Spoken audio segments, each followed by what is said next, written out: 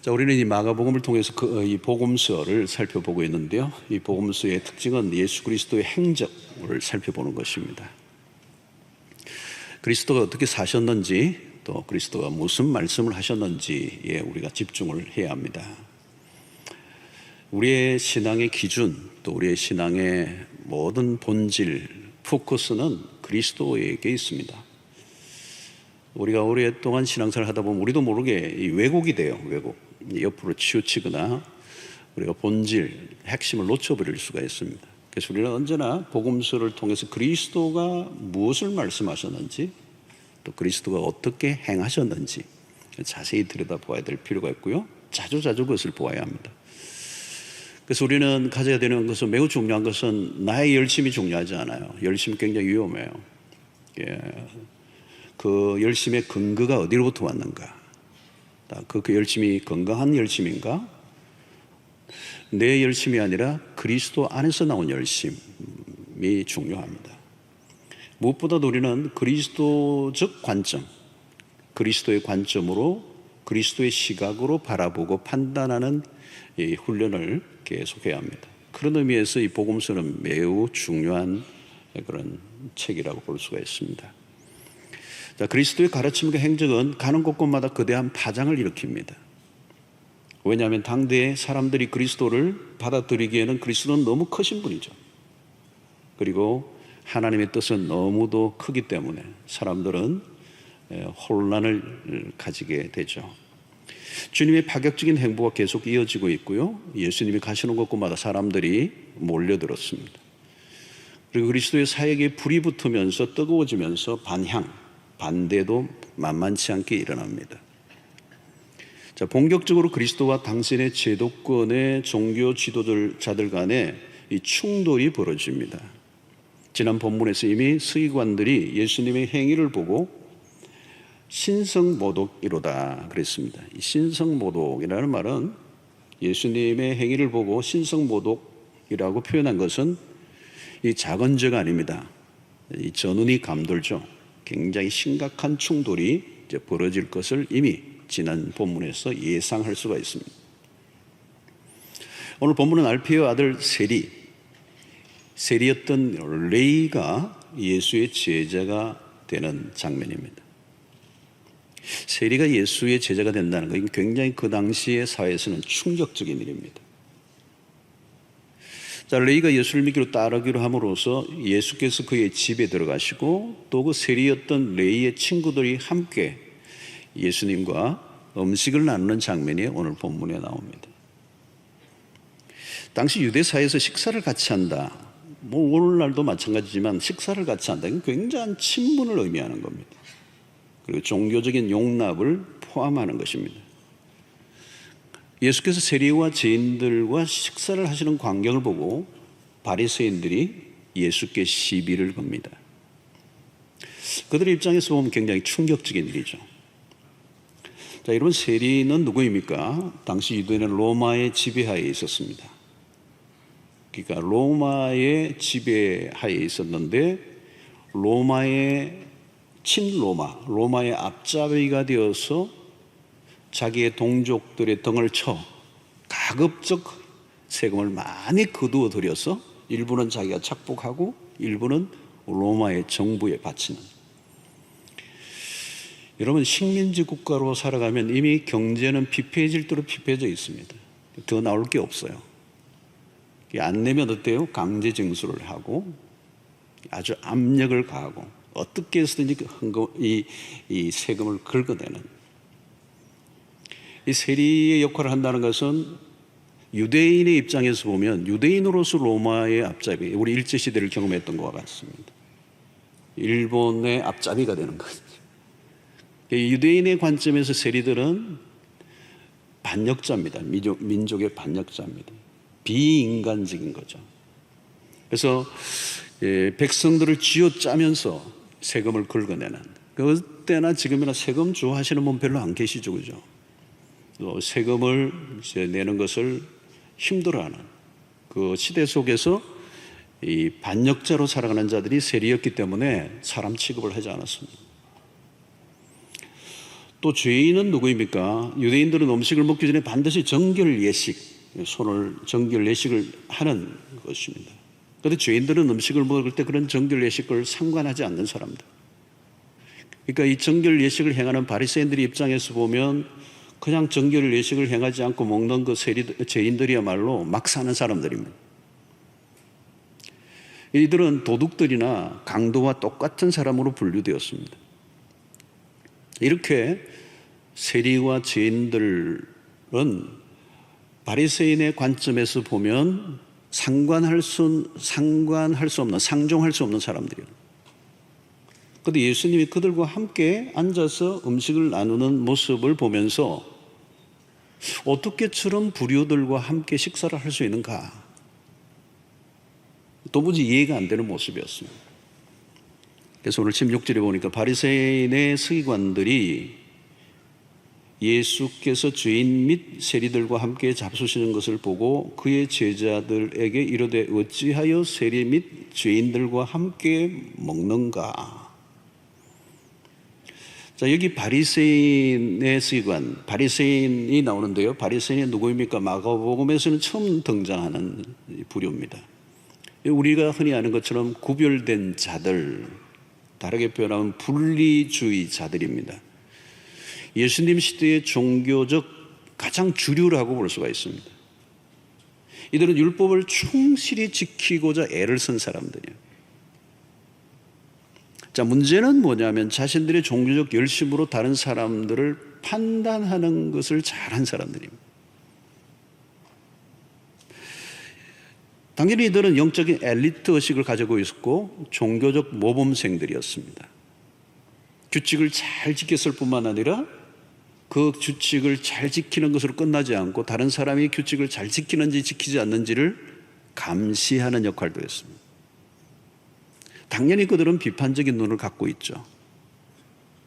그래서 그들의 입장에서 보면 세리와 죄인들은 X예요, X. 인간 이하로 가능한 거리를 두어야 하는 사람들. 바리새인들은 규칙을 강조했습니다. 자신들이 정한 울타리 안에 들어와야 될 사람과 들어오지 못할 사람을 분류했습니다. 우리 청년들 얘기로 하면 인싸와 아싸가 있어요. 인사이드에 들어올 사람인지 아웃사이드로 취급해야 될 사람인지.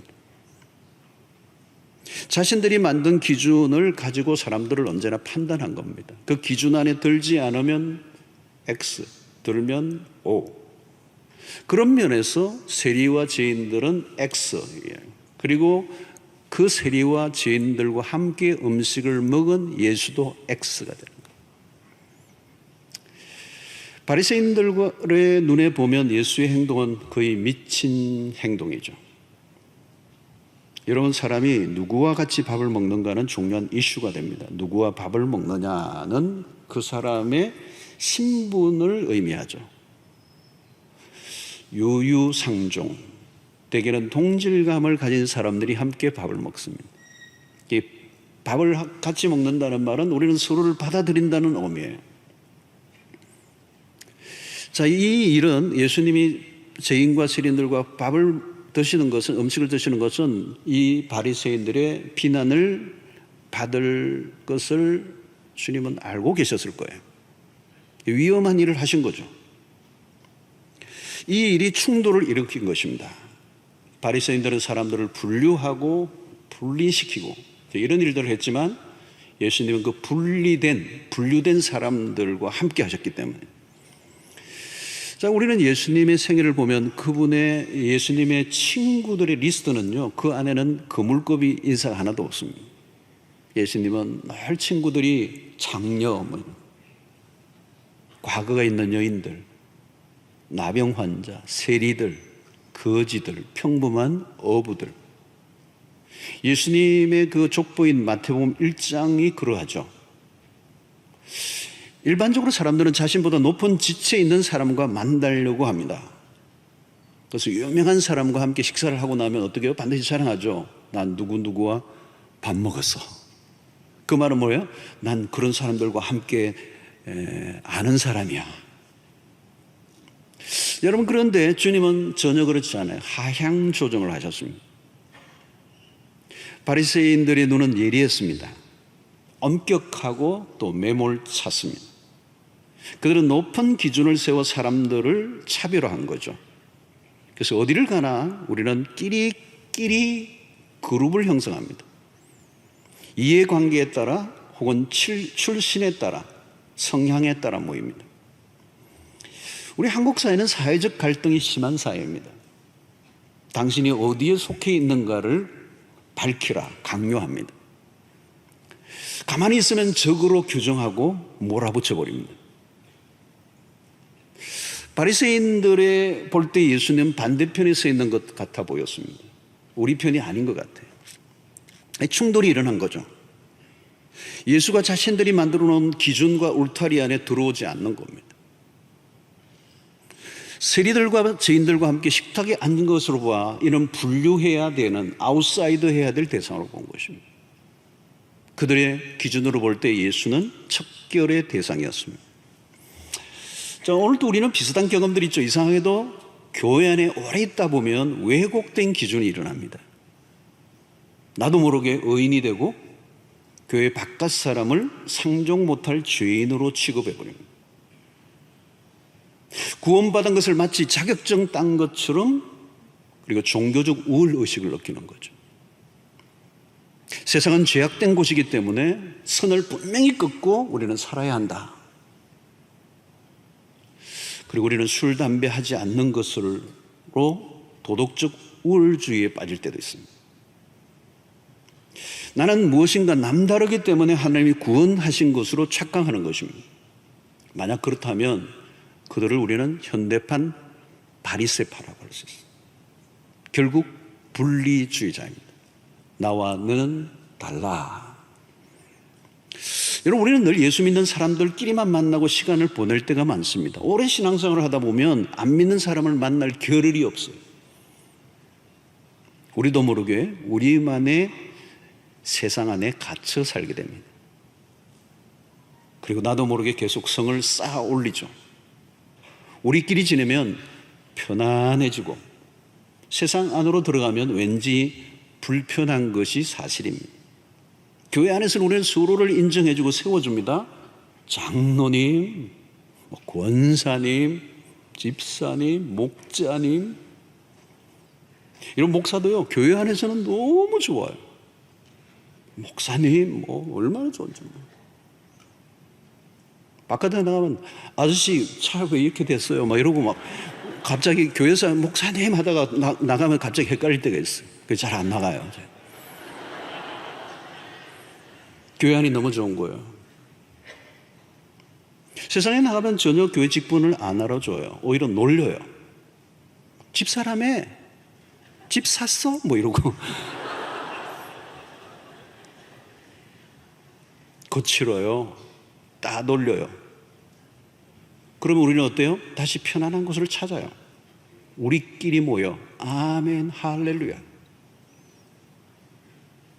그건 좋은데 왠지 세상에 어울리지 못하는 이질적 집단으로 점점 변하게 됩니다.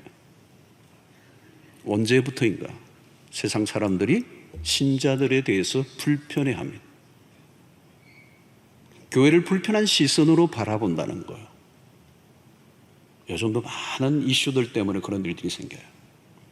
분명한 그들의 오해도 있지만 우리의 편에서 원인 적용한 면들이 있습니다. 세상과 경계선이 분명히 그어져 있다는 거예요. 우리도 긋고 그들도 그어버렸어요. 우리의 모임들은 대부분 불신자들과 상관없는 모임들이었습니다. 자, 그런데 예수님은 세상에 만들어 놓은 그 경계선을 넘어가 버리셨어요. 예수님은 어떤 특정 그룹에 속한 분으로 규정하기가 어려워요. 성경을 보면. 주님은 사람들이 예측을 넘어서 행동하셨습니다.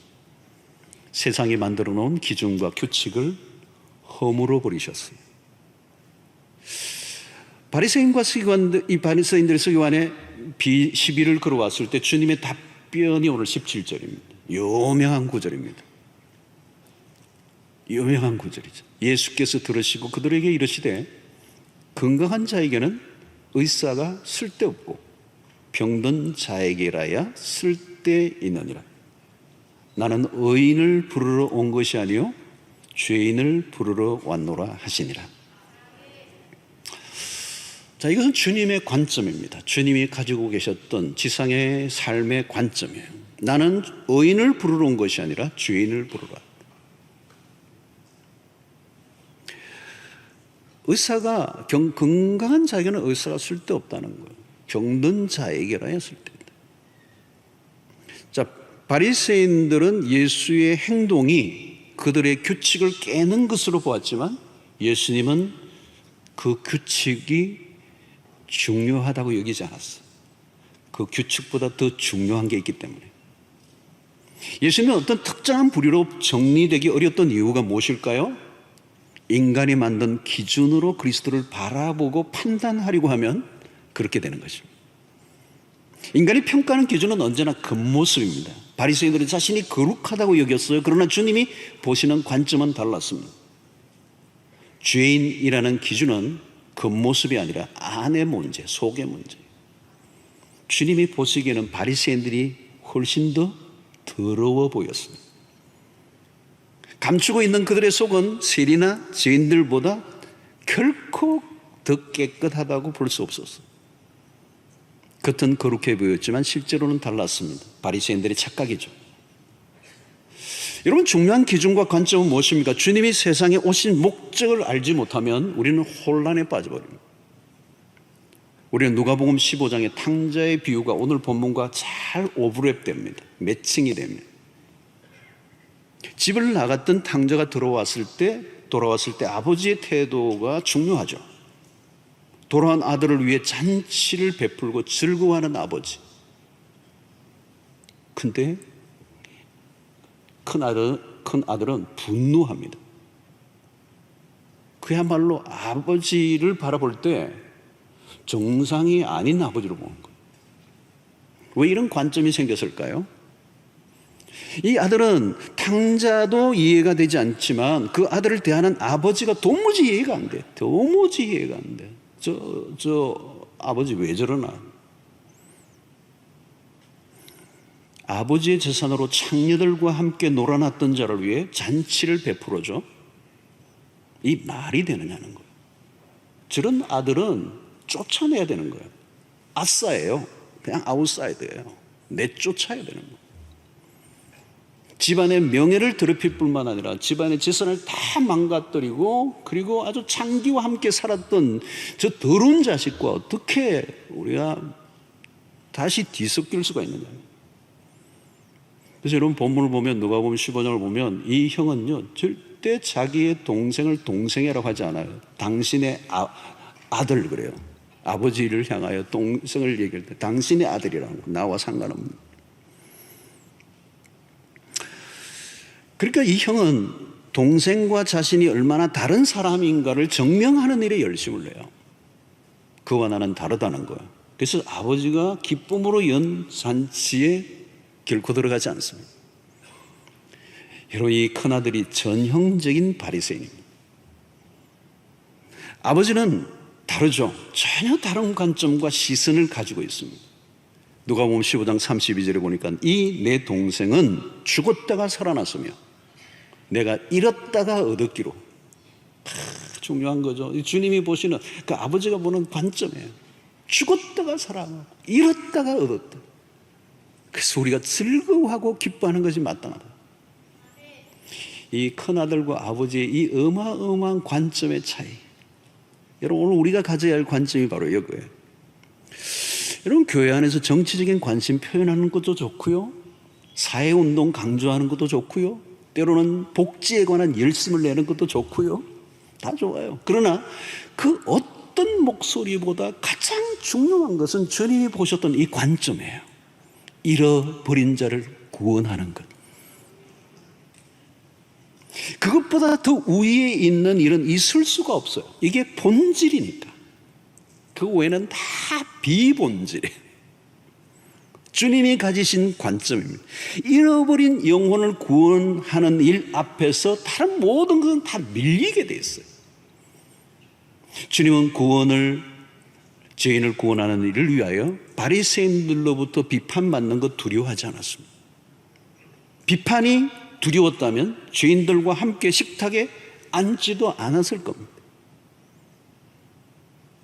바리새인들이 보기에는 예수의 행동은 파격적이었지만 주님에게는 매우 당연한 일이에요. 매우 당연한 일. 주님은 왜? 그 일을 위해 오셨기 때문에. 죄인을 구원하는 일은 주님의 존재의 이유였어요. 주님은 당신의 명예를 지키는 것에 초점을 두지 않으셨으면, 사람들이 욕먹는 것에 초점을 맞추셨다면 전혀 그런 일이 일어나지 않았을 거예요.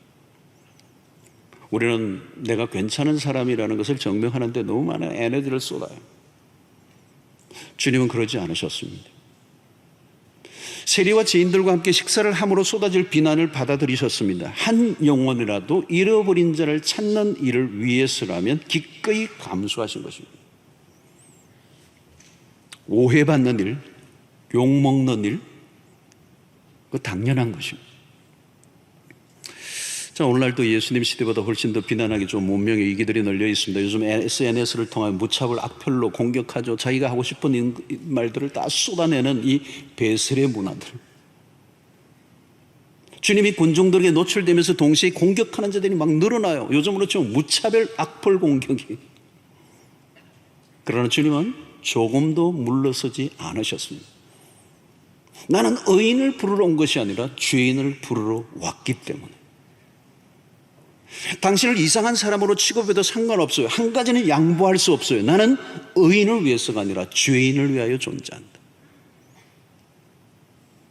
죄인들을 구원하는 일을 위해서라면 무슨 일이라도 하시겠다는 태도를 오늘 우리에게 보여주고 있는 것입니다. 성도 여러분, 의사의 존재 가치는 병든 자를 치료하는 일입니다. 좋은 의사라는 평판을 유지하려고 위급한 환자의 수술을 끊인다면 그건 좋은 의사라고 할 수 없습니다. 레이의 친구들은 모두 치료가 필요한 환자들이었습니다. 의사는 성한 사람들과 지내는 시간보다 병든 사람과 접촉하는 일이 많아야 정상입니다. 주님은 영혼의 의사로서 죄인들을 피하지 않으셨습니다. 여러분, 오늘 우리의 삶 속에서 때로는 여러 가지 비난을 받을 수도 있지만 누가 뭐라고 해도 내가 선택한 것에 흔들리지 않는 믿음이 필요해요. 흔들리지 않는 믿음을 가지려고 하면 우리가 가져야 될 분명한 가치예요. 그게 뭐냐면 주님이 오늘 우리에게 보여주셨던 이 삶의 모습입니다. 오늘날 주님이 오신 이 목적을 우리의 오늘의 교회와 연결을 시켜봐야 합니다. 여러 가지 다양한 일을 할 수 있지만 그러나 잃어버린 자를 구원하는 일이 이 본질이고 핵심이고 전부라고 하는 사실. 그래서 누가복음 19장 10절에 유명한 말씀, 우리 주님이 직접 스스로 말씀을 하셨어요. 인자가 온 것은 잃어버린 자를 찾아 구원하려 함이니라. 예수님이 하신 말씀이에요. 인자가 이 땅에 온 것은 잃어버린 자를 찾아 구원하려 합니다.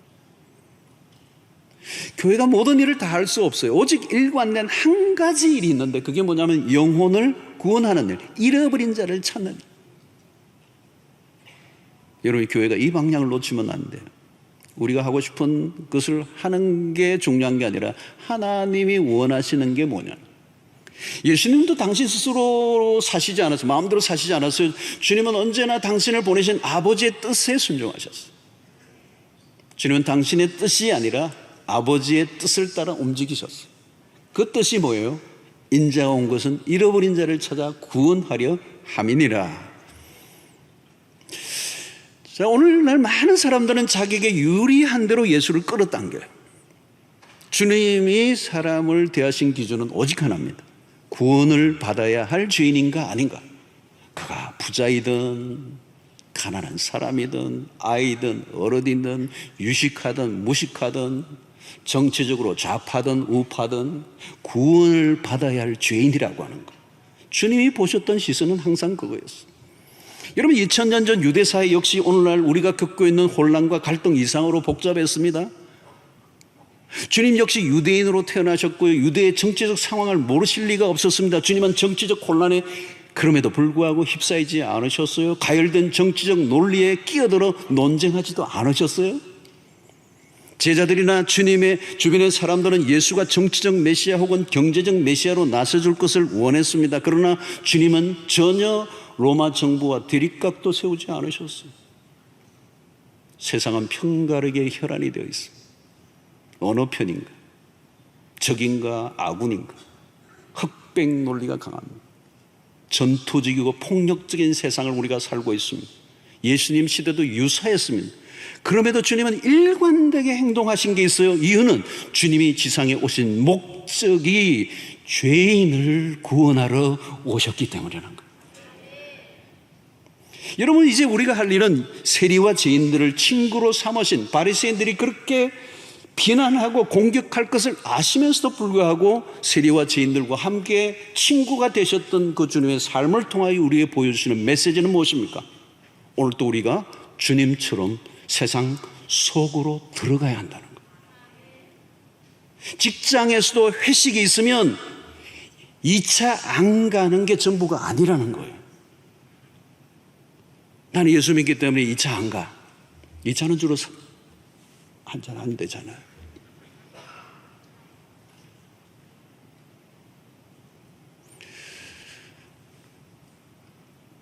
여러분, 사람들과 전혀 어울리지 않으면 그들을 누가 구원합니까? 제가 이 얘기는 2차, 3차 가시라는 얘기는 결코 아닙니다.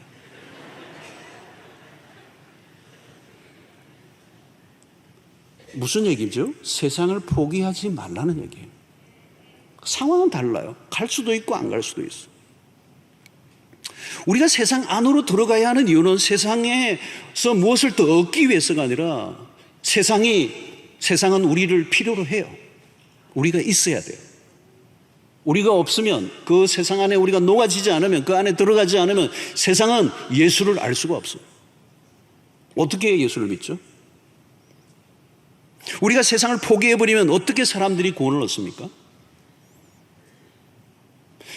여러분, 우리는 이전에 한 번도 경험해 보지 않은 코로나19 팬데믹, 이 시대를 우리가 살고 있어요. 집회와 모임이 쉽지 않습니다. 그동안 우리는 모이는 교회에 열심을 가졌어요. 모이는 거에서는 한국 교회는 손색이 없어요. 근데 문제는 교회는 두 큰 덩어리가 있어요. 하나는 모이는 교회, 하나는 흩어지는 교회. 이 균형이 잘 잡혀야 돼요. 오늘 우리는 코로나 팬데믹 시대를 통해서 모이는 교회의 어려움을 겪고 있으면서 우리에게 하나님이 주시는 메시지 중에 하나는 뭐냐면 흩어지는 교회로서의 사명을 다시 한번 확인하게 해줘. 이 흩어지는 교회는 다르게 표현하면 미셔널 처치입니다. 선교적 공동체입니다. 앞서도 언급했지만 신자들이 세상 속에서는 잘 어울리지 못하는 부류가 되어 있습니다. 왠지 신자들이 끼어드는 것을 불신자들이 싫어했어요. 우리도 마찬가지예요. 세상 안으로 들어가는 거 꺼렸습니다. 그러니까 일찍이 우리는 세상과 우리는 거리두기를 한 셈이에요. 그런 결과 오늘날 교회는 상당히 세상 속에서 개토화되었다고 얘기해요. 섬처럼. 그동안 우리는 거룩한 생활을 하려고 하면 세상과 거리를 두어야 한다고 생각했어요. 근데 이것은 잘못된 성속 개념입니다. 주님은 우리에게 다른 모습을 보여주셨어요. 주님의 모습을 닮고 살아가려고 하면 오늘 본문의 메시지는 우리는 세상 안에 들어가야 돼요. 세상과 어울려야 돼요. 안 믿는 사람과 뒤섞여야 된다는 거. 자, 그래도 여러분, 세상 속으로 들어가려고 하면 이게 만만치가 않아요. 시시한 신앙으로는 세상 속에 못 들어가요. 시시한 신앙으로 그냥 대충 때우는 신앙으로는 세상 안으로 들어가면 금방 세상 속에 세속화되어 버리고 말입니다. 여러분, 교회 안에서만 신앙생활 하려고 하면요, 그렇게 많은 영적 실력이 필요하지 않아요. 신자에게 교회는 매우 안전지대입니다. 그러나 세상에 가면 신자는 매우 위험해집니다. 왕따 분위기를 이겨내야 하고요, 다르게 사는 것에 대한 용기를 가져야 되고요. 여러분, 교회 안에서 인정받는 거 매우 쉽습니다. 매우 쉬워. 교회에 와서 인정받는 매우 쉬워. 제가 몇 가지 알려드릴까요? 너무 쉬워요. 너무 쉬워요. 그러나 우리의 신앙적 실력을 인정받아야 하는 곳은 교회가 아니고 세상입니다. 세상으로 나가려면 우리는 영적 무장을 해야 돼요. 영적 무장을 하지 않으면 박살납니다. 삶의 현장에 신자로 살아내기는 너무 어려운 거예요. 이전에는 세상에서 살다 힘들면 교회로 들어와 숨어버렸습니다. 근데 요즘 마음대로 잘 모이는 게 힘들잖아요. 이제는 교회에 숨기보다 세상으로 나가 자신의 정체를 드러내고 신자됨의 진가를 발휘해야 될 때가 왔어. 영적인 야성입니다.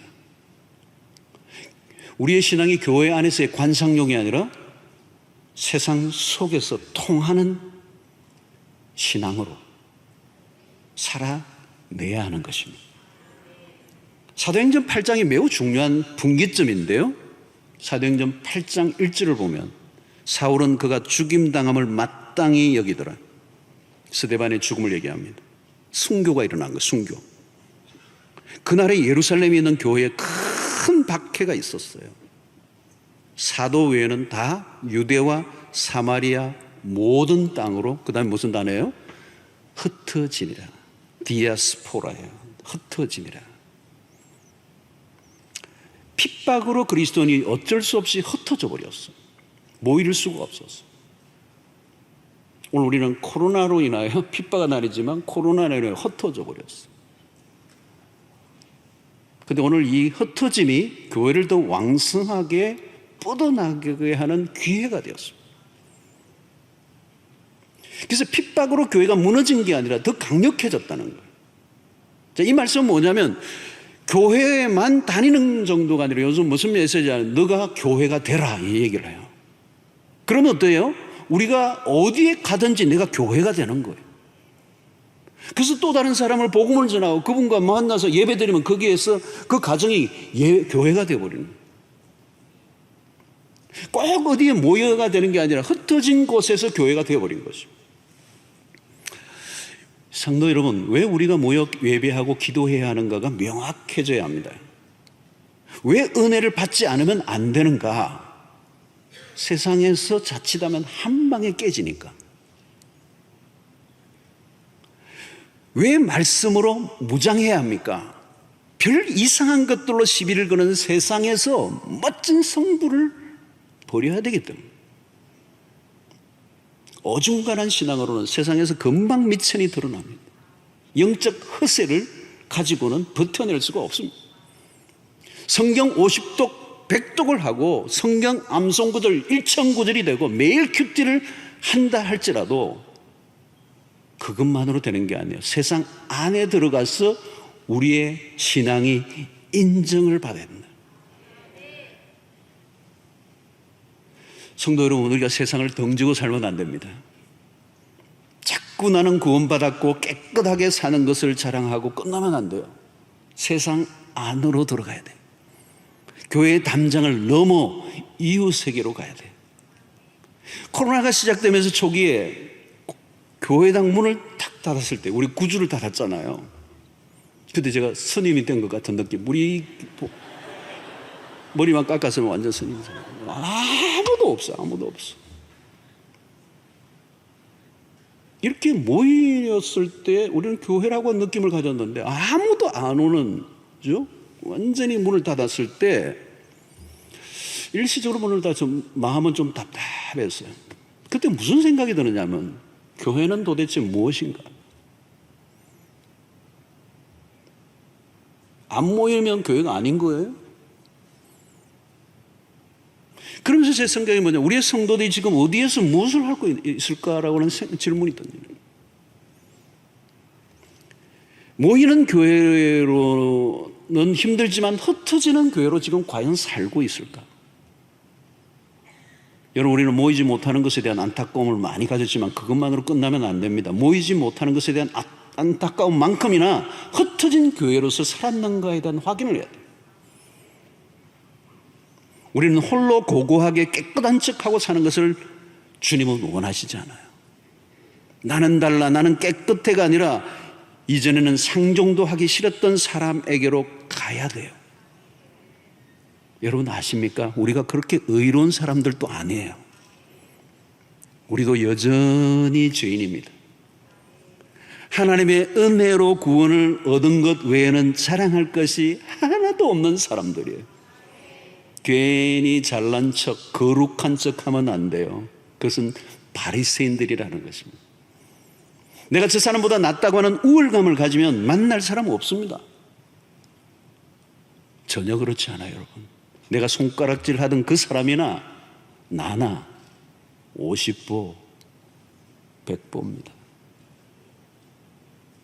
자꾸 사람을 편가르지 하지 말고 성을 쌓지 말고 길을 내는 삶이 되어야 합니다.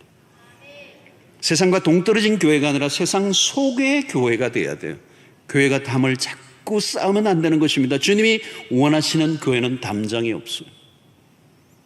누구든지 anybody 주님에게로 오는 것을 막지 않는 교회. 바리새인들과 서기관들은 자비가 없었어요. 주님은 죄인에게 자비를 베푸시고 하나님의 사랑을 보이셨습니다. 주님은 우리를 있는 그대로 받아주셔서 어떤 제한도 두지 않으셨습니다. 당신은 무엇 때문에 안 돼, 그런 게 없어요. 주님의 긍휼은 경계선이 없었습니다. 오늘도 그리스도 안에서 죄인을 향한 하나님의 사랑은 제한이 없습니다. 세리와 죄인들과 함께 식탁에 앉아 계신 그리스도의 모습은 너무도 강력한 도전이에요. 오늘 이 본문의 말씀은 우리의 신앙을 전면적으로 바꾸라고 하는 메시지예요. 우리가 무엇을 위해 존재하는가? 우리의 관심은 어디에 있는가? 세상을 바라보는 우리의 태도는 무엇인가? 나의 신앙을 순수하게 지키는 것은 중요합니다. 그러나 더 중요한 게 있어요. 의인이 아니라 죄인을 부르러 오신 그리스도처럼 잃어버린 자를 찾아가고 그들을 구원의 길로 이끄는 일보다 더 중요한 일은 없습니다. 교회는 죄인을 위하여 존재합니다. 오늘 우리가 존재하는 이유, 성경 공부를 해야 되는 이유, 기도를 더 많이 해야 하는 이유는 더 많이 분별해내고 악을 판결해내는 데 목적이 있는 것이 아니라 더 많은 죄인들을 구원해내기 위해서야 돼요. 주님은 우리에게 가라고 말씀하십니다. 불편하지만, 환영하지 않아도, 아니 내가 좋아하지 않는 사람이라 할지라도 주님은 그들과 뒤섞이라고 말씀하십니다. 그들 안으로 들어가라고 말씀하십니다. 주님처럼 경계선을 넘으라고 말씀하십니다. 죄인의 친구가 되라고 말씀하십니다. 사랑하는 성도 여러분, 여러분들은 지금 어떤 친구들이 많습니까? 나는 이제 세상 친구 다 끊어버렸어. 나는 예수 믿는 사람들하고만 만나. 그렇다면 어쩌면 내가 현대판 바리새인이 되어 있을지도 모릅니다. 그것은 매우 위험한 것입니다. 오늘 저는 이 말씀을 저에게도 적용하면서 굉장히 큰 도전을 받습니다. 우리는 왜 존재하는가? 우리는 우리의 시선과 관심이 어디에 기울어져 있는가? 우리끼리의 잔치, 우리만의 기쁨, 우리만의 천국이 아니라 세상 안에 주님이 필요한 사람들을 향하여 기꺼이 낮은 곳으로, 험한 곳으로, 사람들이 거부하는, 사람들이 배제하고 배타하고 거부하고 매몰차게 인정받지 못하고 무시당하고 있는 사람들에게까지 들어가 예수의 사랑을 전하여 구원에 이르게 하는 일에 우리의 삶을 드리는 것이 오늘 우리의 존재의 이유요, 오늘 우리가 기도하는 이유요, 은혜 받는 이유요, 모이는 이유요, 그 목적을 위해서 주님은 우리를 부르시고 있다는 사실을 기억하시고, 어때요? 여러분, 이번 주간에 안 믿는 사람 친구 한번 삼아 보시지 않겠습니까? 저는 안 믿는 사람을 만날 접촉점이 많이 없어가지고요. 가끔 가는 미용실 머리 깎아주는 분에게 한 번씩 만날 기회가 있는데, 요즘은 또 제 머리 깎아주는 분이 생겼어요. 예수 믿으시는 우리 집사님이. 그마저도 차단이 됐어요. 다시 이제 그만하고 세상 속으로 많은 사람들을, 안 믿는 사람들과 뒤섞이고 친구가 되어 소금처럼 빛처럼 녹아들어가 예수의 사랑, 구원의 복음을 증거하는. 여러분, 어떤 젊은이는 그래요. 우리 직장은 예수 믿는 사람들 사장님이고 예수 믿는 사람들로 있어서 예수 믿기 너무 좋다. 그건 너무 좋은 일이에요. 그러나 여러분, 더 좋은 일이 있어요. 예수 믿는 사람 한 사람도 없는 직장.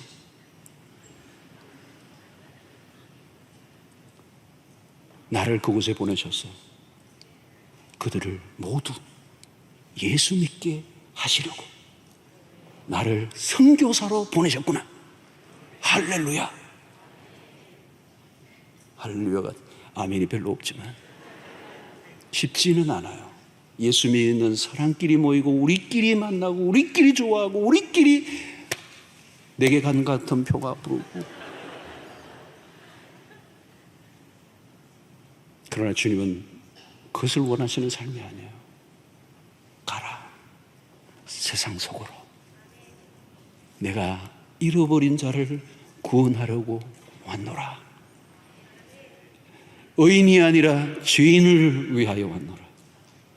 냄새나고 망가지고 깨어진 세상의 한가운데 들어가 예수의 복음을 전하려고 하니 핍박이 오고 시련이 오고 때로는 억울하고 때로는 답답하고, 그런 분들이요, 주일날 교회 와서 하나님 앞에 엎드리며 기도할 때 이 불이 붙는 기도를 해요. 하나님, 오늘 은혜 안 주시면 내가 이번 주 못 나갑니다. 세상 속에 못 갑니다. 버틸 수가 없습니다. 이길 수가 없습니다. 힘 주시고 은혜 주시고 능력 주시고 말씀 주십시오. 이게 나오는 거예요. 이게 나오는 거예요. 이 야성이 있는 기도가 나오는 거예요. 우리끼리 모이는데 무슨 기도가 그렇게 불탈 기도가 뭐 있어요, 여러분. 주님 너무 좋습니다. 온천탕 종교. 좋다. 그러다가 끝내는 인생이에요. 비난받아도 욕을 들어도. 우리 주님 욕 드시기로 작정하셨어요. 아니, 저런 인간들과 함께 하다니. 제가 나온 신학교에 옛날에 유명한 교수님이 한 분 계셔서, 가나베 교수예요. 하비칸이라고. 이분은 미국 분이신데요, 아주 보수적 신학을 하신 교수님인데, 한국에서 무슨 사연을 하냐면, 신학교 가르치시고 남은 시간에는 율락 여성들하고 동네 가가지고 전도하시는 거예요. 그들과 삶을 같이 나누면서. 그러니까 항상 율락 여성이 있는 그 환락가 왔다 갔다 하시는 거예요. 그 잘못은 오해하는 거죠. 왜 저기 들락거리지? 죄인들의 친구가 되셨다. 오해를 받을 수도 있고, 어떻게 저런 사람들하고 요즘 돌아다니지? 욕을 드실 수가 있어요. 욕 안 먹는 것이 우리의 인생의 목적이 아니에요. 잃어버린 자를 구원하는 것이 우리의 인생의 목적이요, 교회의 존재 이유예요. 그게 없으면 교회가 존재할 이유가 없어요. 그리고 이번 한 주간 어떤 친구를 사귀시겠습니까? 기도하겠습니다. 하나님 아버지, 오늘도 우리에게 주신 말씀을 기억하고 주님이 이 땅에 오신 이유, 그 죄인들과 세리들과 함께 하셨던 그 주님의 마음을 우리가 본받고 그렇게 살아갈 수 있도록 도와주시옵소서. 예수님 이름으로 기도하옵나이다. 아멘.